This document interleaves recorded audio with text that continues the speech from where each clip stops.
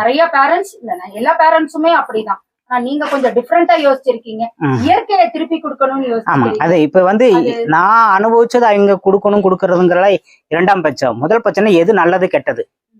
இரவு இரவா இருக்கணும், பகல் பகலா இருக்கணும். இரவா பகலாக்கிக்கிறோம், அப்ப என்ன ஆகுது? சிந்தனையற்று போயிடுறோம். இங்க அப்படிதான் சார். நைட் எல்லாம் மொபைல் இருக்கும். 2:30 மணிக்கு தூங்குவாங்க, காலையில கிளாஸ் எடுக்கும் போது தூங்குவாங்க.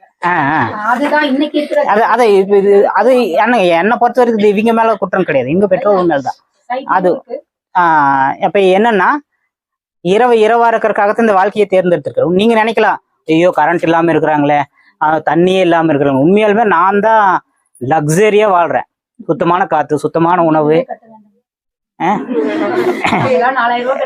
ஆமா. இப்ப பாத்தீங்கன்னா இப்ப மைக்ரோ எக்கனாமிக்ஸ் நீங்க எடுத்துட்டீங்கன்னா, நீங்க பேஸ்ட் பிரஷ்ல இருந்து எடுங்க, சரிங்களா? அதுக்கு ஒரு பெருந்தொகை போயிட்டு இருக்கு. நீங்க நாளைக்கெல்லாம் குடும்பஸ்தர் ஆகும் போல தெரியும்,